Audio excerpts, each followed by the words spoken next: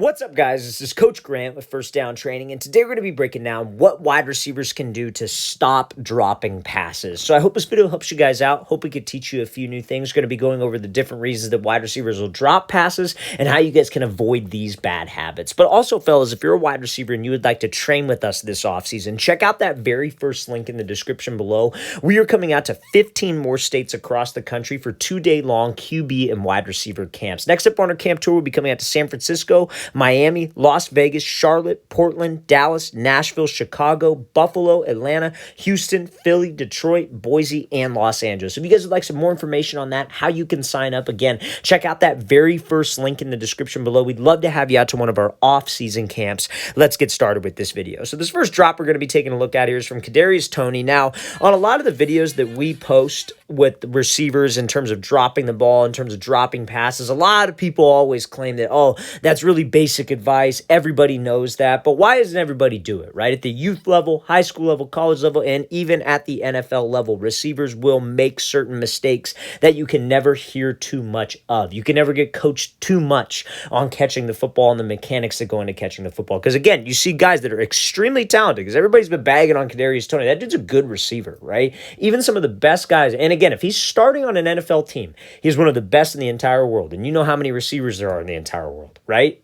Even him, he makes these types of mistakes. So for people to sit there and say, oh, well, it's basic advice, you know, a seventh grader could figure this stuff out. Like, guys, you can never hear too much of the details, and the little things are not little. They stack up, and if you neglect those little things, you fall into a lot of bad habits. So the first reason he drops this ball is the simple first reason that you hear from every single time that you're 5 years old. You guys have probably all heard that phrase before, keep your hands in a diamond, right? And that just doesn't mean like, hey, you want your hands to be somewhat in the shape of a diamond. You see when Toney catches this ball, his thumbs are connected, but his index fingers are not, leaving a very big gap between his hands, and that is exactly where the ball goes through. I spend a lot of time talking about wide receivers with their eyes and looking the football in. I'll say the phrase all the time, take a photo of the football with your eyes, pretend your eyes are a camera, you're taking a football, look for the laces or no laces on the ball, whatever the case may be. But again, Toney does all that and he still ends up dropping the ball. Why? Because there is that gap between his hands. He doesn't maintain that diamond.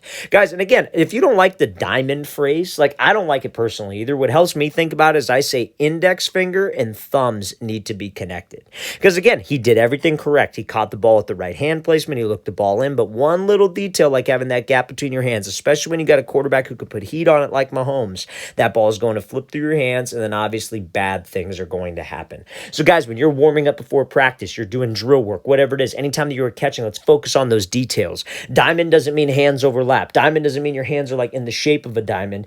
Diamond means thumb and index finger connected, and that is where we want to be. If that ball is thrown low and you have to flip your hands, you want to try to keep your pinky fingers connected when you flip the hands. Because again, we just can't have that break in between my hands. That ball will find that hole and we will drop that thing every single time. So let's play this again, full speed one more time. Simple reason, easy fix. And remember, you can never hear too much of the details. Never be too good for the details, because when those drops find you, and it gets in your head, you continue to drop the ball. So now let's look at this next catch here from Kadarius Toney.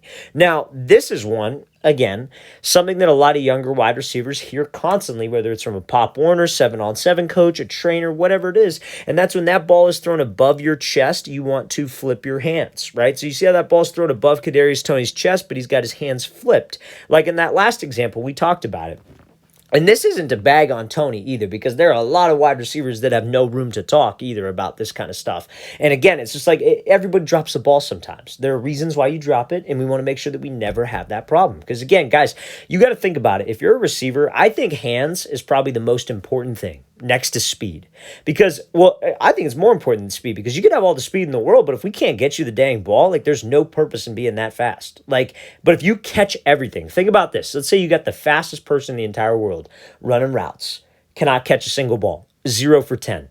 So you got the slowest person in the entire world, but he gets out there. He's covered every single time, but no matter where you throw the ball, he catches it.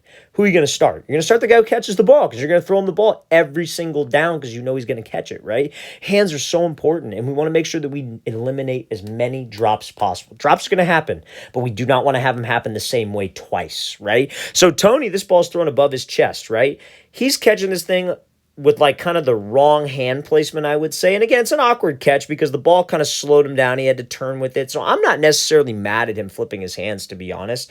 Everybody will go back and say, oh, well, he should have caught that in the diamond, like the last example, because that ball was above his waist. But honestly, like when you're out there running full speed, you got guys trying to take your head off and you turn with the ball when it's thrown like kind of behind you or the ball's trying to slow you down. Having your hands like this is not a bad thing.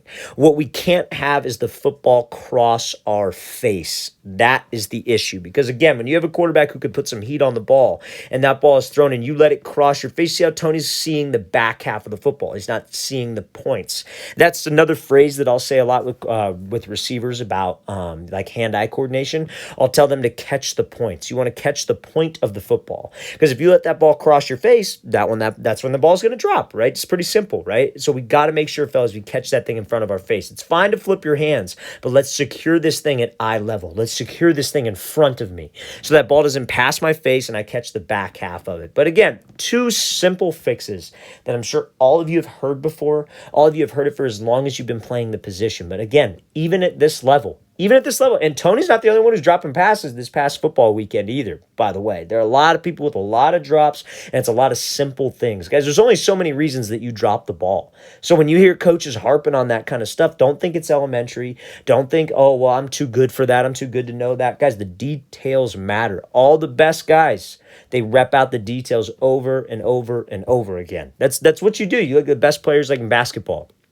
Kobe Bryant, Michael Jordan. What are they constantly practicing? Like these dudes could probably make free throws with their eyes closed. What are they always doing? Free throws. They're not out there practicing the dunks or the crazy step backs. Yeah, they work on it, but what the foundation of every workout is the basics. So when you're warming up, when you're playing catch with the quarterback, let's think about these little details because these little details stack up, believe me.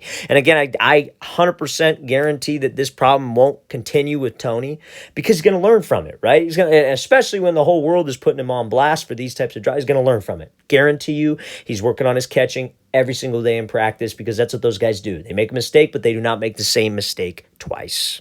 All right, fellas, really want to thank you for watching. I really appreciate it. If you guys have any questions at all, don't hesitate to leave those in the comment section below. Always appreciate the feedback. It's always great to hear from you guys. And again, fellas, we are coming out to 15 different states across the country for 2-day-long QB and wide receiver camps, all the way from San Francisco, Boise, Idaho, Philly, all over the place. So again, if you guys are local to any one of these cities that we listed in the beginning of this video, check out that very first link in the description below. We'd love to have you out to one of our off-season camps. I'll see you guys next time.